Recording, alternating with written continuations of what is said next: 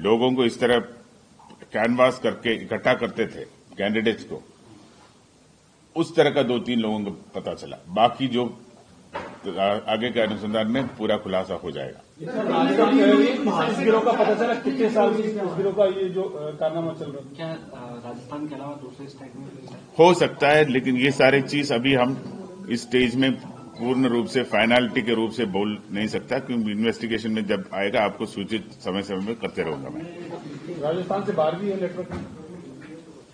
हो सकता है। सर, कोई इंस्टीट्यूशन भी इसमें जो सेंटर्स जो एग्जाम कंडक्ट करने के लिए वेरियस एजेंसी से चिन्हित करता है, उसका प्रॉपर ऑडिट नहीं होता, इसीलिए ये प्रॉब्लम्स होता है। अभी आपने जो हमने अभी किया है, कल जो किया है, उसमें सेंटर कॉम्प्रोमाइज होता है। सेंटर जब कॉम्प्रोमाइज होता है तब ये लोग सक्सीड होता है। अगर सेंटर पूरा सैंक्टिटी के साथ अगर काम करता है, इस तरह का गिरोहों का कोई काम सफल नहीं होता।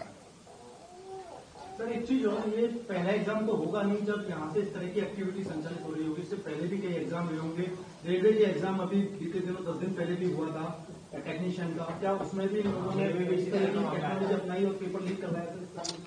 जो आप पूछ रहे हैं रेलवे के एग्जाम के बारे में, 10 दिन पहले हुआ था, उसमें जो कैंडिडेट पकड़ा था वो उनके पास ब्लूटूथ डिवाइस था।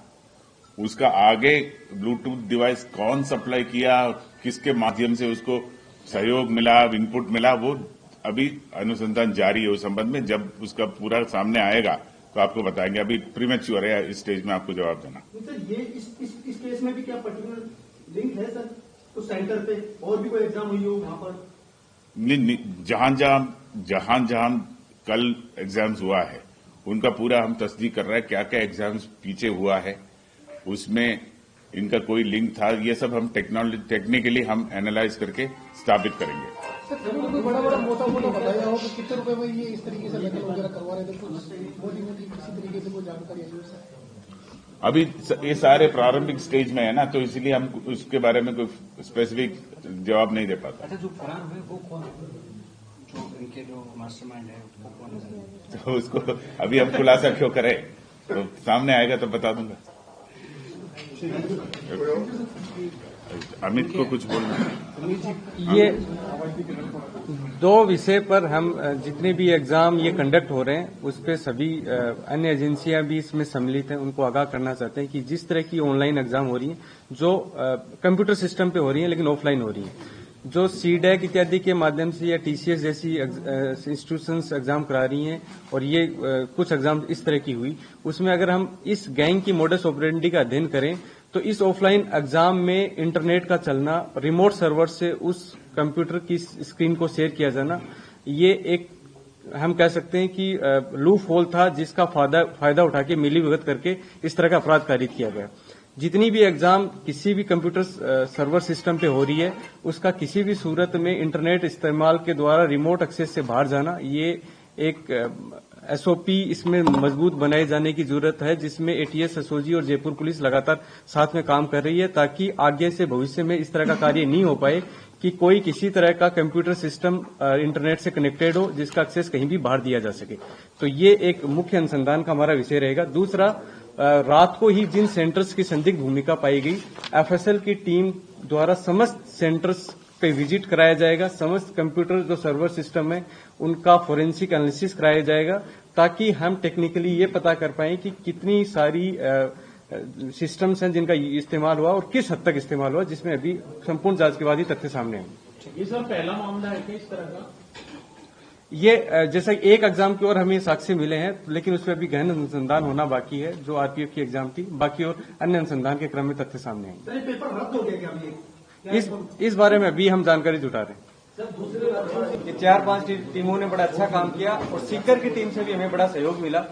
जब देर रात हमारी रेड हो रही थी, तो जैसे ही संदिग्ध लोगों की हमें सूचना मिली तो हमने सीकर पुलिस के साथ साझा किया।